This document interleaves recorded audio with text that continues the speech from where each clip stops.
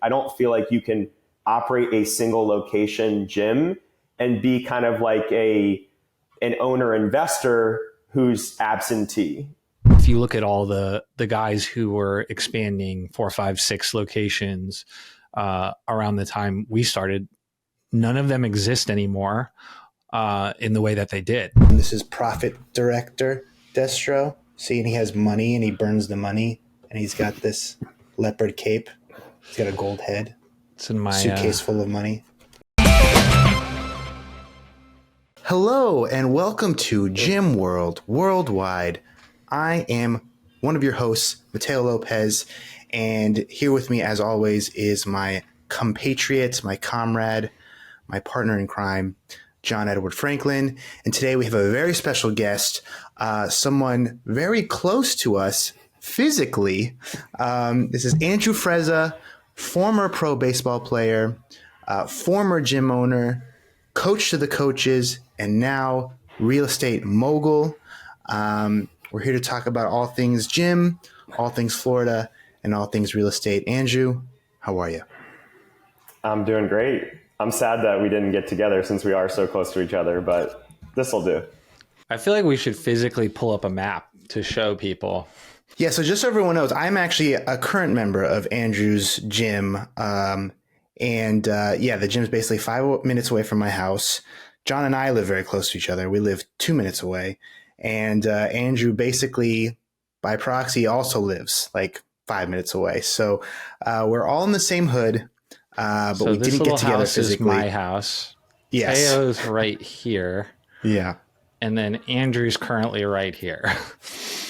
So that's it. We couldn't bring it together, but it's my fault. It's my fault. I had back surgery, so not moving around that quickly. But show's got to go on. Andrew, I didn't know you were a pro baseball player.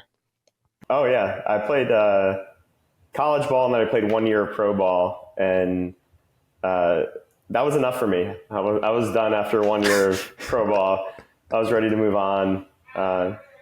We talked to Kale. He was like a pro baseball player, and the guy who ran the first box I ever went to, like in 2008, 2009, he was a pro baseball player. Why do you think like CrossFit got a foothold in that community so early?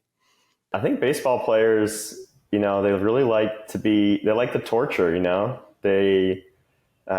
it's a sport that is kind of sneaky, mentally tough for a lot of people. And I think that's, same with CrossFit. You got to be mentally tough to get into it. And, long days in baseball, very few days off. So people like to be in the thick of it. I don't think Teo mentioned the name of your gym. So your gym is... So yeah, it's had a few names. So maybe we can start with that. You've been in the game a long time, and you've recently sold your stake in the gym. So, and this is something that a lot of gym owners want to learn more about. So how did you get into CrossFit? What was the gym and the original first name, second name, third name, and where are we at today?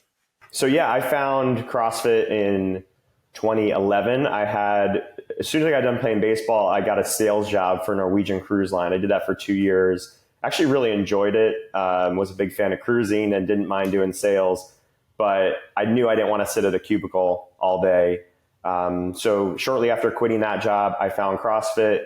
I was actually kind of in a similar spot career-wise then that I am now, of like, I'd really closed a big chapter of my life with baseball and was trying to figure out like, what is the next thing that I want to dedicate the next 10, 20, 30 years of my life to? So I was really searching for something. And surprisingly, even after finding CrossFit as an athlete, it didn't click for me right away. It wasn't like I did my first workout and then a week or two later, I'm like, this is what I want to be doing. I want to open up a gym. It took probably a good year for that to marinate, for me to kind of understand my place in the CrossFit world, the value that I could add and how it kind of fit my skill set.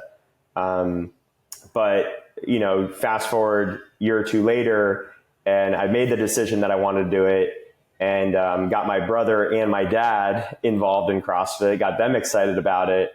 And so my dad kind of made me an offer I couldn't refuse. He said, if you move back home to Jupiter and I purchase a building as an investment, will you will you move back home and you can open up the gym with your brother? So that's what we did. CrossFit Palm Beach was born. My dad ended up purchasing 2 buildings at the time. We used the smaller 4,000 square foot building initially. And there was a larger, like 7,000, 8,000 square foot building because it had an upper floor there that added to the square footage. And about a year and a half in, you guys were over on the left here, right? We started on the right. Originally. So the one that says Beach Fit on it. Okay, the 2-story. That's the 4,000 square foot. They look pretty similar in size from the outside, but the one on the left is about double the size.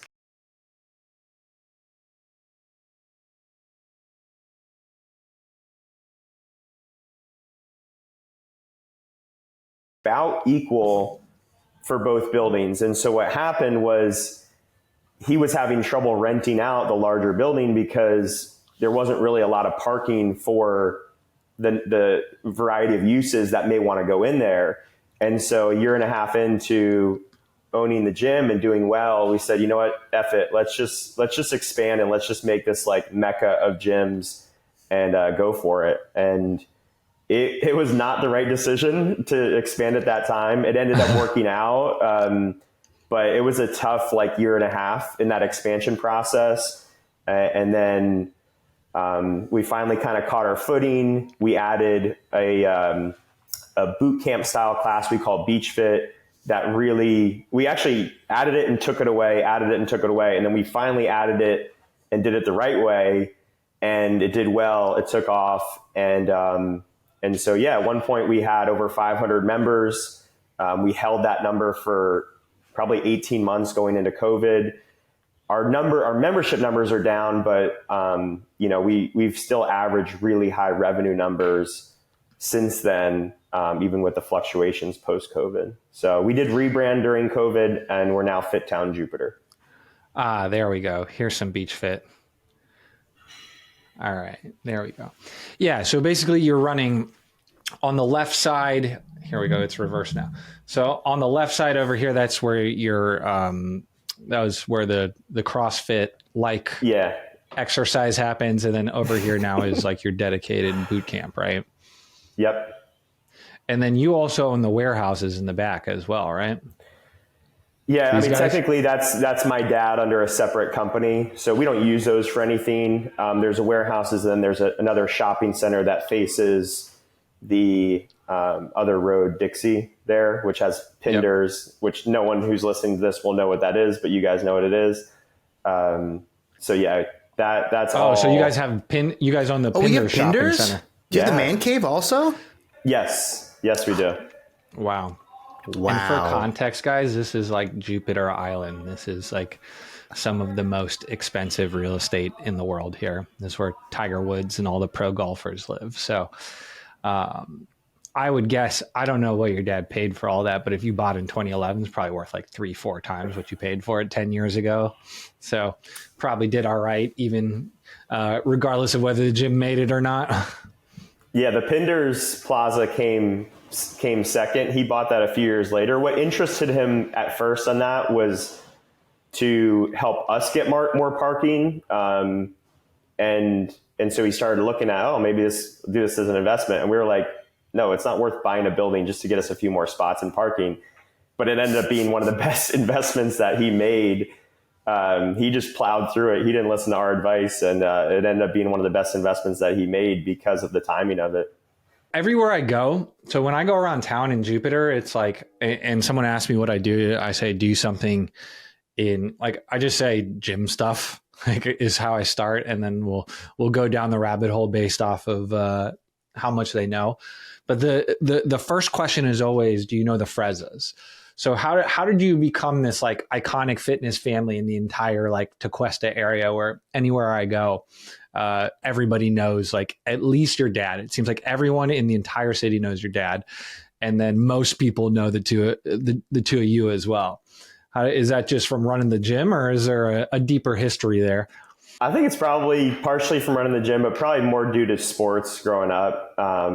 My dad coached everything that we played growing up. We played basketball, soccer, baseball, and we were just, so involved in the sports community growing up. So A lot of people were coached by my dad. A lot of people thought he was a good coach. And so a lot of people still remember him, look up to him. And yeah, it's cool. So you started the gym off, you said 2012 is when you 2011 is when you started, 2012 is when you expanded?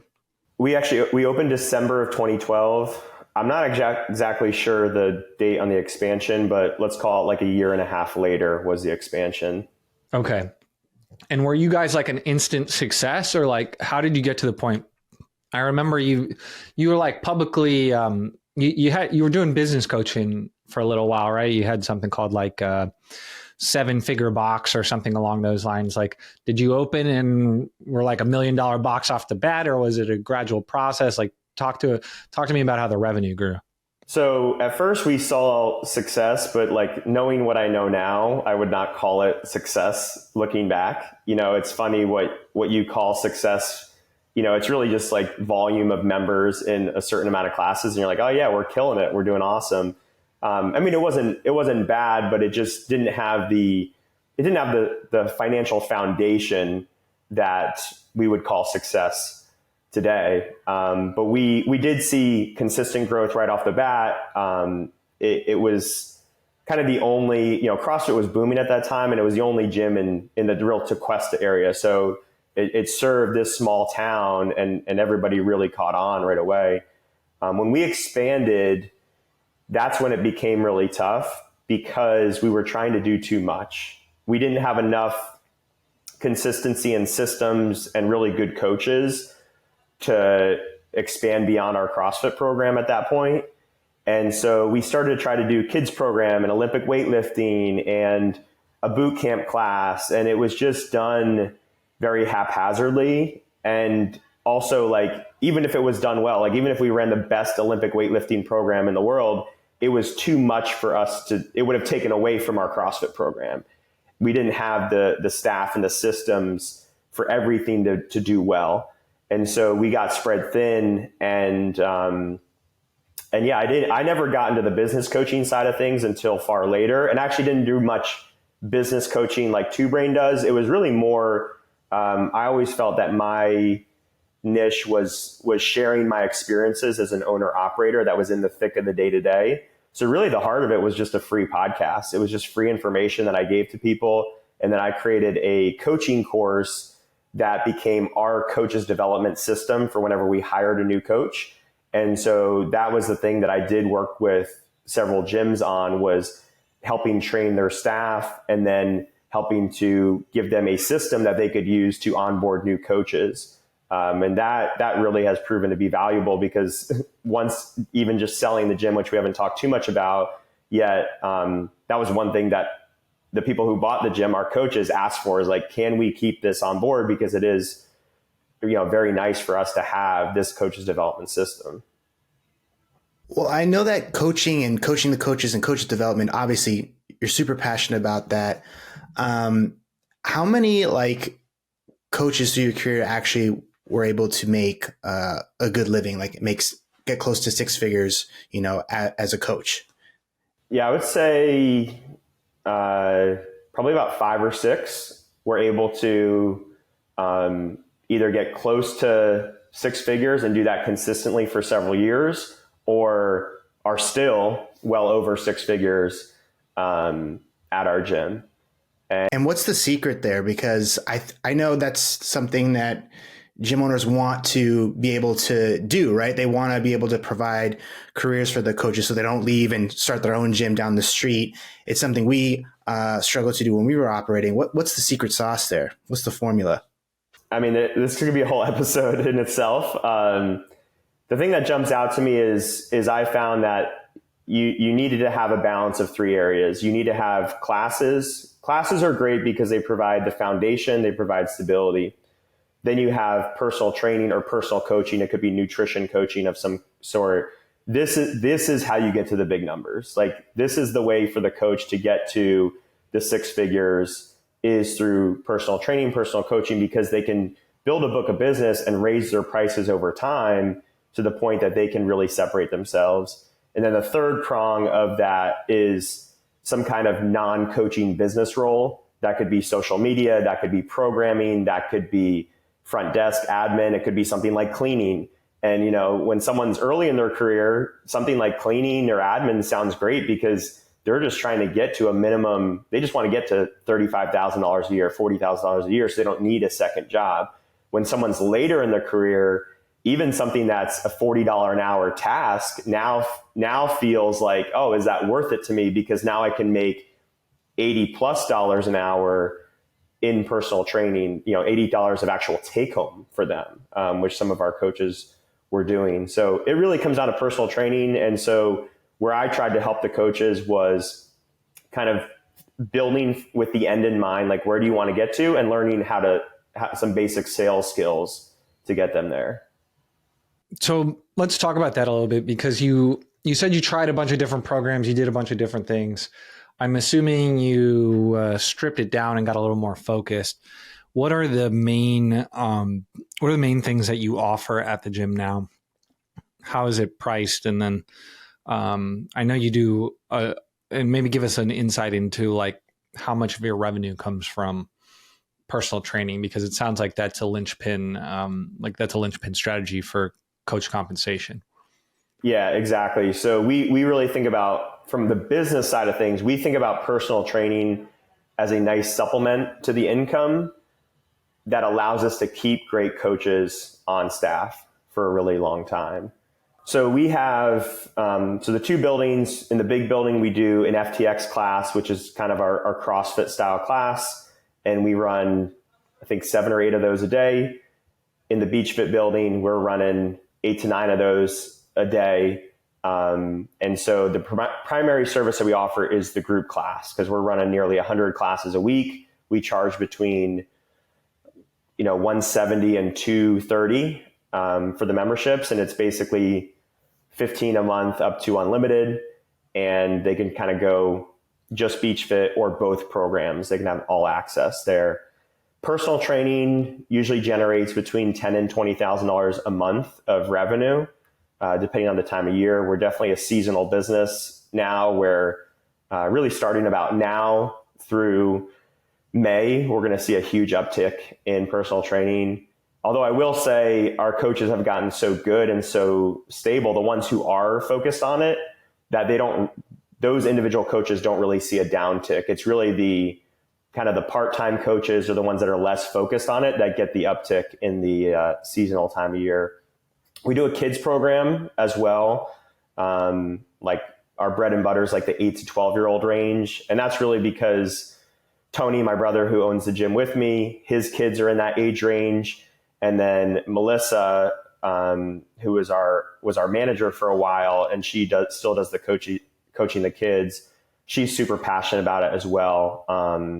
So really that's kind of the main things. Oh, we do nutrition too. We have a nutrition coach on staff, Danielle, that has been a coach with us for a while.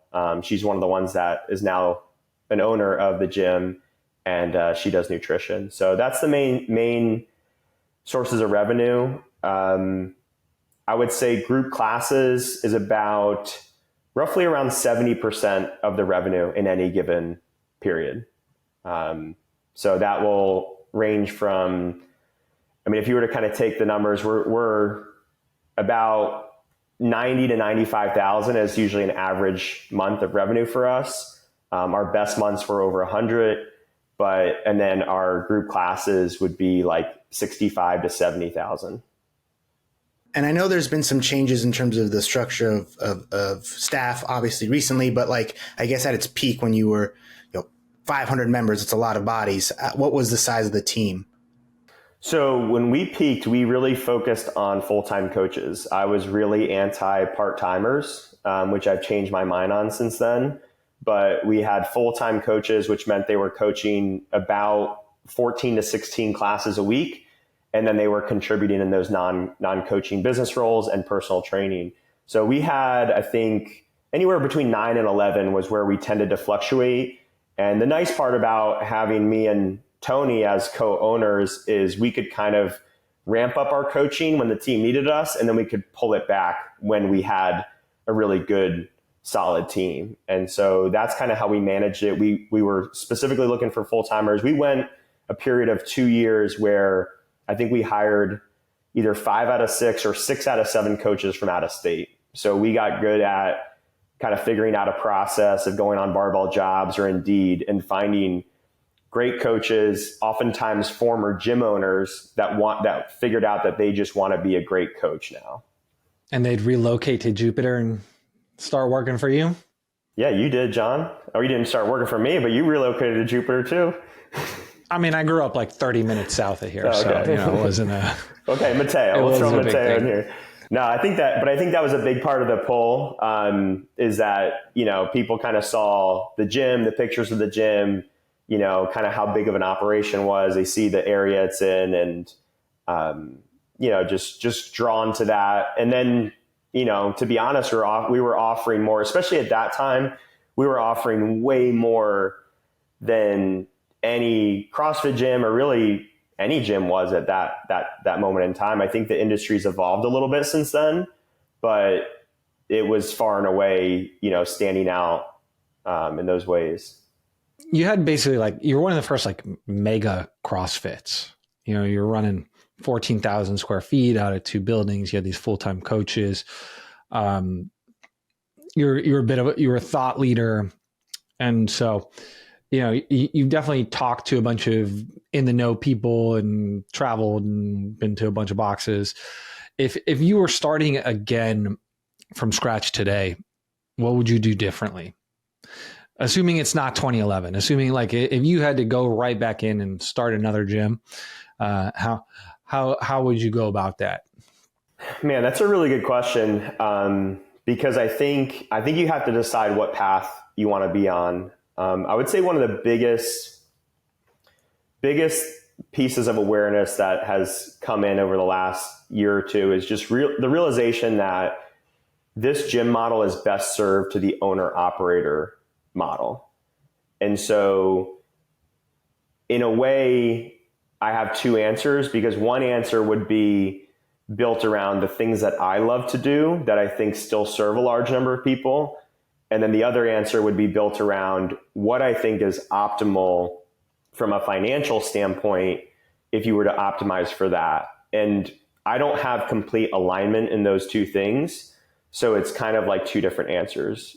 One small example of that is I still really love coaching the CrossFit style classes. Give me some high, technical barbell stuff, some high skill gymnastics, some couplets and triplets. And we like triplets more so, but that's the stuff that I really do like to dig into. But if I'm building a gym from scratch today, I think that just doesn't make sense to do that. I think you have to look at something like our Beach Fit program, where you can fit way more people per class. You can help someone that's earlier in their journey and doesn't require such an on-ramp to get them up to speed.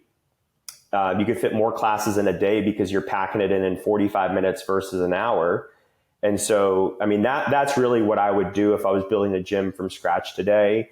Is it would look like a Beach Fit plus personal training model, where you're getting a lot done in a smaller square footage, and you have that little bit of personal training to give you the chance to hold on to great coaches and to allow them to build a good book of business. So how did we get to where we are now, right? So we kind of had this moment where the gym was, had 500 members. COVID hit, obviously it impacted a lot of the whole industry. It obviously impacted you. You also disaffiliated at that time. So maybe talk a little bit about what happened with COVID, what happened with the disaffiliation, and then how did we get to this point where you're starting to think about selling?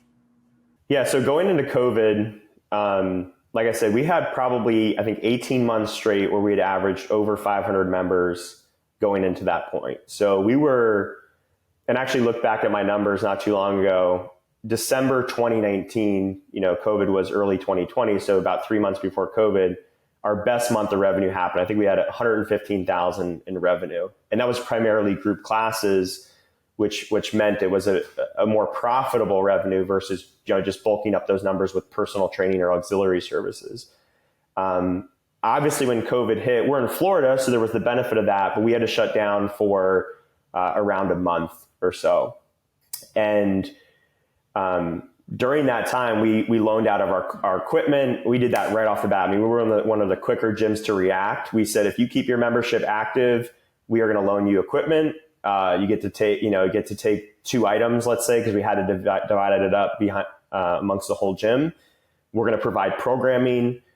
We kept our staff fully paid and engaged. We divided up the membership, so every coach was responsible for checking in with 20 or 30 members on a daily, weekly basis via text, and we just did that as part of the membership at that time. And luckily, being in Florida, we were able to come back somewhat soon. But then I think it was July 4th weekend. I think we ran Murph July 4th that year because it got kind of thrown off in the May. I think 7 of our 9 coaches got COVID that same week. So we were forced to do our own shutdown, even though the government was allowing us to run, because everybody was sick at the same time. So we had to shut down for another 3 weeks. That time we did not. I remember that. My wife was a member of your gym at the time, and she's like, "Yeah, literally Fit Town is wiped out." Too. Yeah, I remember that too. Yeah, the whole gym got. Yeah, I did not get caught, so I was doing something right at that time. I mean, COVID eventually got me, but so that time we did not feel right about saying keep your memberships active. So we did put everybody on hold. That was a hit, but we did have like 100 members reach out and go charge me. They made us charge them during that time, which was like a really cool and amazing thing that they did that. And so we really kind of felt like we were back building again, like let's say September of 2019, but we got down to about 300 members pretty quickly. So, we lost, 200 off of, we lost 40% of the members really quick. And that kind of lingered for a while. Again, Florida was this state that the government was saying, hey, do your thing, but that didn't change the confidence of individuals, especially older individuals, to put themselves back in social situations. And so you still had this trickling effect of like, you'd get a few members back every month, but there were still these people holding out.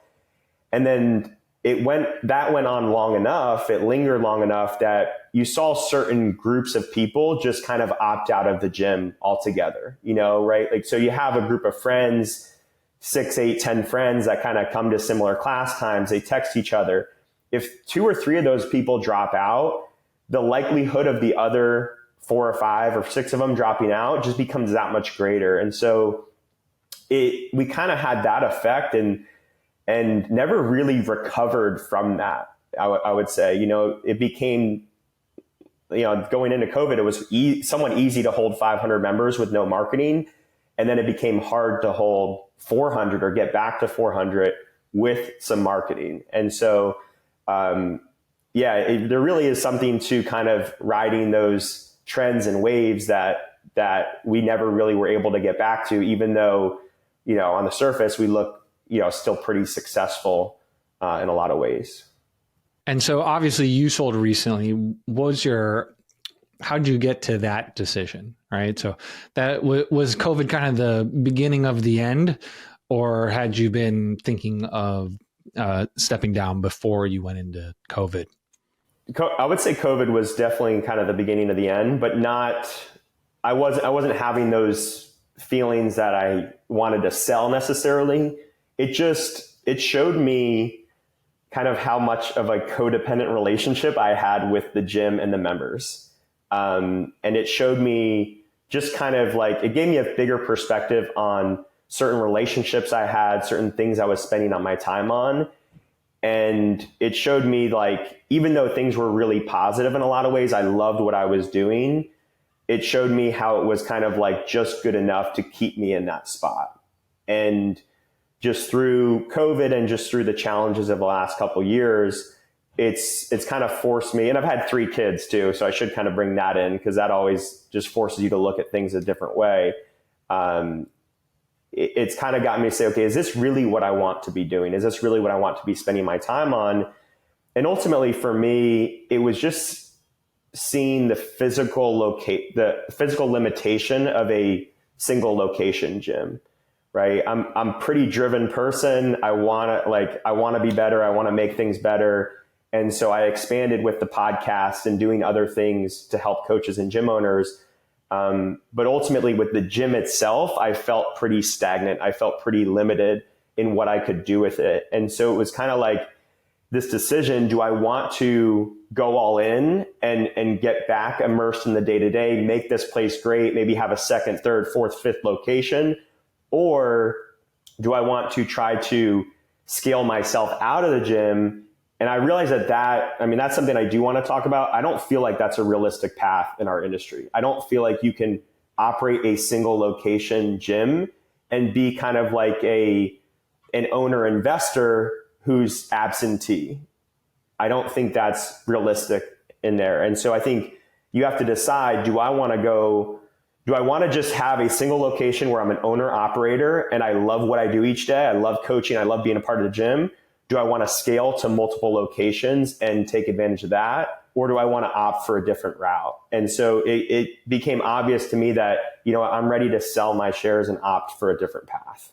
Why do you feel that way about the thing you said about the owner operator single location absentee thing? I think it's partially due to just the numbers of it all. I don't think it's a high profit margin business in a long-term timeline. I think there's trends that you can ride where you can be high profit for given periods of time. And I think that the nature of the fitness industry will work those things out over time. The other thing that I saw is that even if you have great staff that are doing well, a certain amount of resentment builds, and it's really hard to strike that balance where you're involved enough where they get to benefit from your leadership, they get to see how much you care, but you're not micromanaging and stepping on people's toes. And I found that balance. I'm sure there's certain types of personalities and skill sets that could do that. It did not fit my skill set to do that well. And so it really came to the head where it was like, I'm either going to go all in and I'm going to take some things back. I'm going to start coaching more. I'm going to start taking back programming. I'm going to start doing more of the coaches development with our team, or I'm going to go the opposite direction. And I didn't see myself having the longevity of passion to be all in again.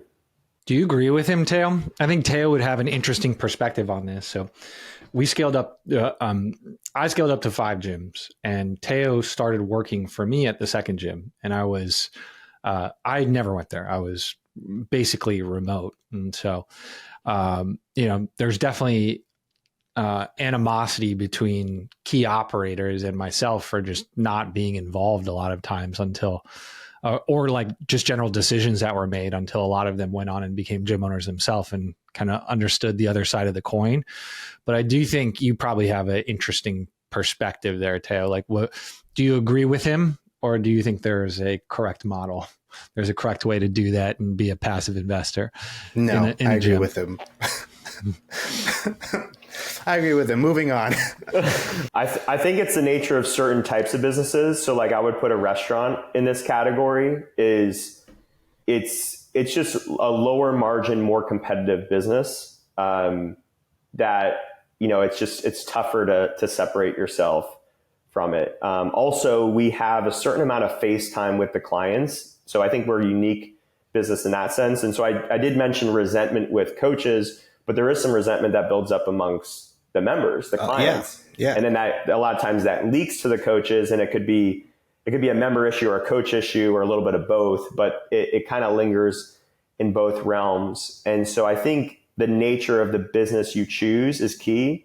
And then I also think this is where the scale becomes a thing, right? So if I look at the gyms that are successful, the people that I've seen really have longevity, it's either the owner operator model or it's the true franchise, the Orange Theory, the Metabolic, the F45. And who knows, really, we could argue that some of those really aren't even successful. They've just kind of ridden a wave of funding or whatever, and they've only been successful for a certain percentage of the people involved. But I don't see a lot of in between of a gym owner who owns 3 gyms at scale, 5 gyms at scale, and it's just kind of worked themselves out of the business. Yeah, I'm pretty sure a few of those are hot messes, those franchises, but Orange Theory, definitely, I think they got it figured out. But there is something to be said that if you look at all the guys who came up, like we started almost the exact time you did. So I think my first facility opened September 2012. And so if you look at all the guys who were expanding 4, 5, 6 locations around the time we started, none of them exist anymore in the way that they did. A lot of the iconic guys went from 6 down to 1, maybe 2 locations. And then a lot of them just like crash and burn went and got jobs. So I think there is something to be said that CrossFit especially is a difficult model to, to own 10 affiliates is takes some type of managerial power that, it seems like nobody in the industry has been able to figure out over a long period of time. Because I don't know, I can't think of one that's been over 5 locations and been doing it for 6, 7 years profitably without incinerating a pile of investor money. Does anybody come to mind for you? No. And that was part of what kind of led me to want to leave the industry is I stopped seeing examples of people that I wanted to be like, if that makes sense. And not to say that I was, I actually have some people that were on the podcast that are the owner operator that still love coaching. They still love personal training. So I'm not saying this in a way that I'm above them in any way, but in terms of the things that I'm passionate about and could see myself doing for the next 5 or 10 years, I didn't see alignment with those people. And then the ones I did align with more had worked themselves out of the industry and were doing other things. And so as much as I think of myself as like an entrepreneur and a leader, I tend to do well when I'm not the smartest person in the room and I have other people that I can kind of say like, this is the person that I want to be like or work up to. And I didn't see any of those examples anymore. So you basically felt like you were at the end of, you kind of squeezed the juice out and that's a good way to put it. Stop seeing a step or two ahead of you and didn't really have anywhere you wanted to go within the confines you had built, right? Yeah. And so it was it like a burnout thing, or is it just like, hey, I gotta move on from this if I want to accomplish the goals, if I want to be motivated, if I want to be happy, like, or was it just like, I'm done with this. It's too hard for the money I'm making. Yeah, I would say there's obviously some seeds of burnout, but to describe it as burnout, I don't think would align with my experience. The elements that I did feel burnout was when I had to coach and fill in for a coach when they would go away. It really started to feel like burnout when I'm coaching my kid's soccer team on a Saturday and I'm either having to be late to it or miss it because I'm filling in at the gym to coach classes on a Saturday. That was probably the experience of burnout I felt. Or when we needed coaches and I go to hire and I'm like, I'm getting crickets and I'm just like, it's really getting pulled into those day-to-day tasks that I felt like I wasn't getting the same fulfillment on. That's when the experience of burnout. But to say I was exhausted or overworked is like, no, not even close. And I like to work hard. I like to be pushed. So, it's really, really not a feeling of burnout. It's more of, I heard this from John Swanson. I had done a sales call with him a while back, and he said basically like he knew it was time to leave the gym when he felt like the skills he had developed were no longer the skills that were being asked of him in the gym day to day, if that makes sense. Like he had developed skills, or he was on the threshold to develop the next set of skills. And those skills were not stuff that were even useful in this industry. And so it really just more of almost like a personal development ascension of like, I want to be in an environment where I'm learning and challenged again, more so than, anything related to burnout or overwork. So, how did you approach the conversation with your brother then, when you decided, okay, it is time for me to sell? I mean, it's kind of a big deal. You're basically breaking up with your brother. So how did you approach that? And then how did you bring it to the rest of the team when you wanted to start to find or explore, okay, who could buy my shares in the business? Yeah, so this has honestly been going on for a year. And we had talked to multiple coaches on staff about potentially coming on as owners. But yeah, I believe the first person I talked to was Tony, and just kind of shared what I was feeling, and, felt like it was time to move on. And honestly, like, I thought he would be in the exact same spot that I was. And so I was kind of like, in a way, trying to pry those same things out of him to say, like, aren't you experiencing this? And he was experiencing elements of what I was experiencing, but he was not experiencing it in the way I was experiencing it. And so that really showed me that, okay, this is somewhat unique to me. I mean, I'm definitely more of the person to chase the next thing. And I was the one that wanted to start the gym in the first place. And so that makes sense. And then I was like so resistant to tell my parents, because they're here at the gym. They work out here all the time. They live right down the street, and wasn't sure how they were going to react. My dad was like, yeah, I get it. Makes sense. My mom was like, actually pretty surprised and like sad, and like was trying to convince me not to do it. And then, the conversations with the rest of the team just kind of happened. It was really more about going to the teammates that I felt like would be interested in buying out the business and getting involved, that I felt like would be the people that I would want to see run the ship moving forward. And so there was a lot of behind the scenes conversations with specifically 3 other coaches on our staff, of talking about all different types of scenarios. Hey, if, and Tony did consider selling, in the sense that he wanted to kind of weigh what that would look like emotionally. And maybe he actually felt like, okay, well, maybe this is necessary to bring on the next person, but ultimately he wants to be a part of it moving forward. And then I only told, like I said, this has been a year of back and forth. I only told our team about 2 months ago. And then I sent out, the final piece was sending out an email to the members about 10 days ago. And that was 2 days after, like, literally signing the papers. On a Friday, Sunday morning, we sent out an email to just let everybody know that I'm going to be selling my shares, but I'll still be somewhat involved, especially as it transitions. And how did you go about evaluating what those shares are worth?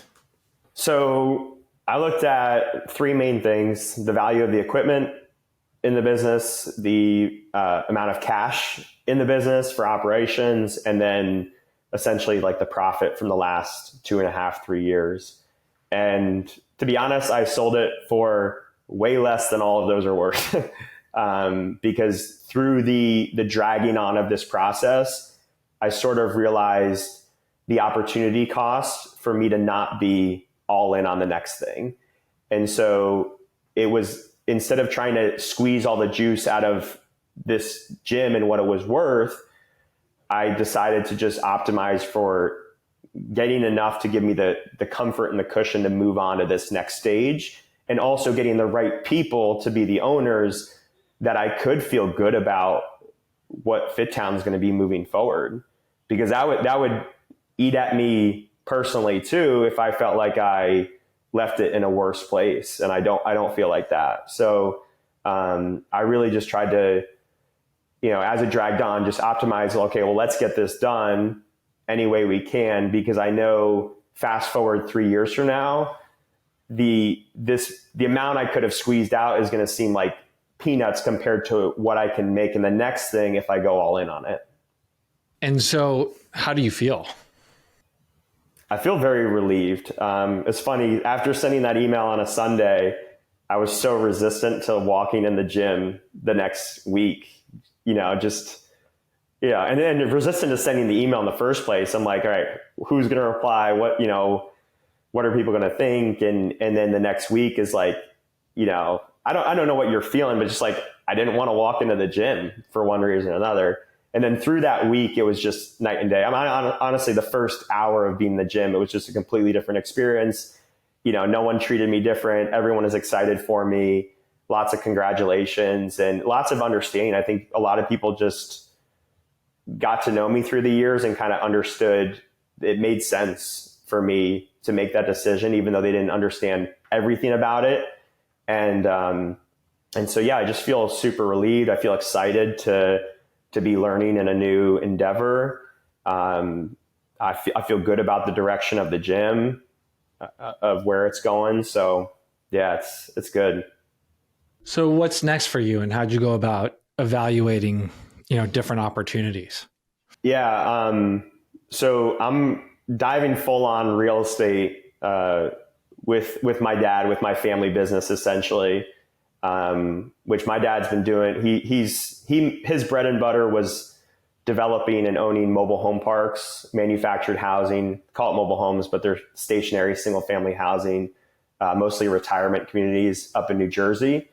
And so he still owns those. He's since acquired some commercial properties down here, like the gym, which we now own, the Pinders Plaza. There's a business called Cali Coffee, which is friends of ours, which you guys will hear about in a few years. They have about 4 locations right now. They'll probably have 100 in about 5 or 10 years. But yeah, so he's acquired some of those, and we just bought a property in Asheville. So through this process, we took a trip up to Asheville to look at some properties. We found a mobile home park up there as an investment. And so that's going to be like the first project that I'm diving into. Once we get that streamlined, which is pretty close to it, to be honest, the goal is to buy some land up there and to develop another mobile home park in that area.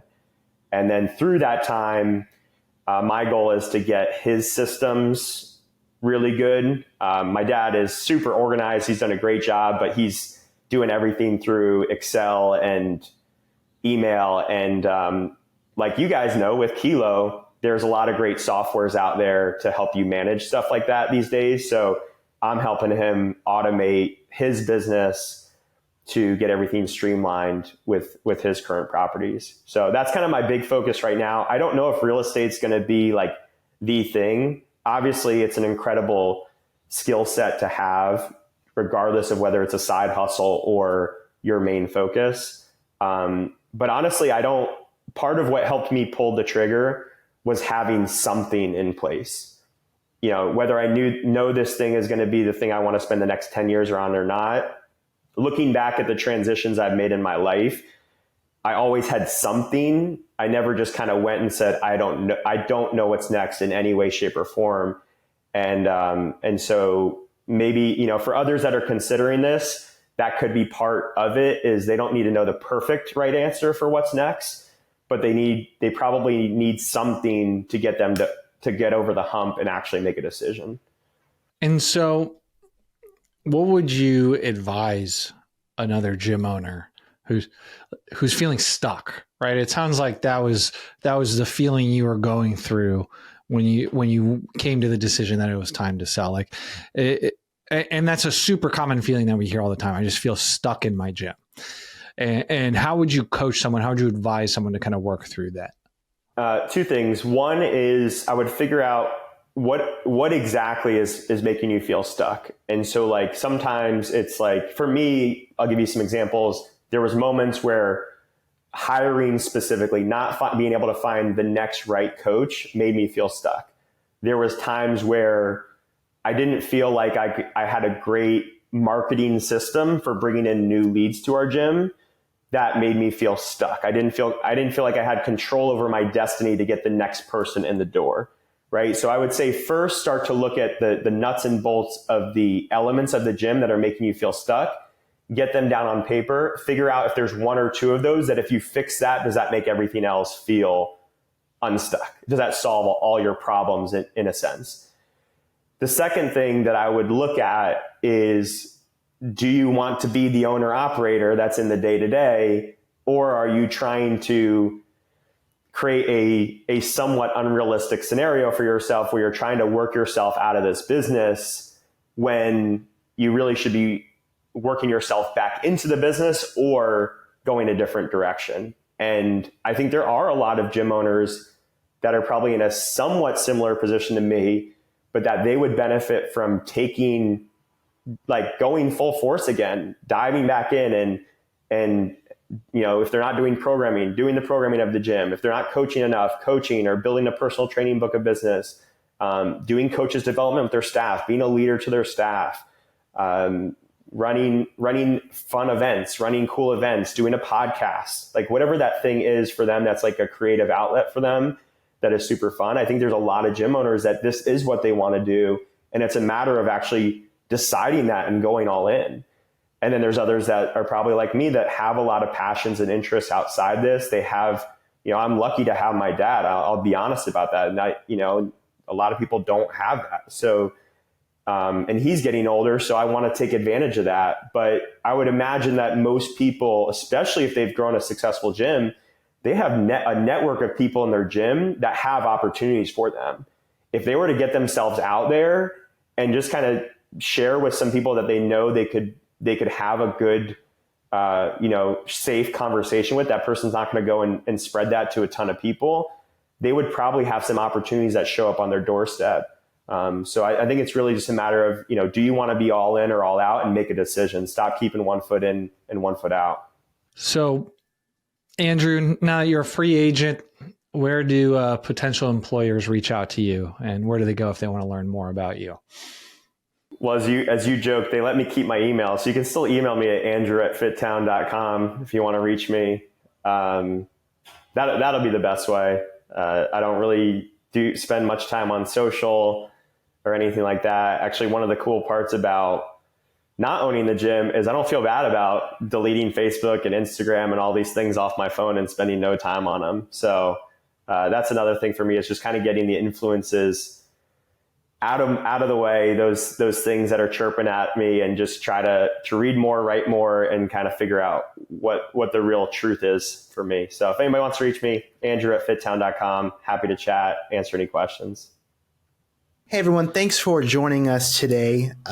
Please be sure to like, subscribe, but also leave a hateful comment in the comment section.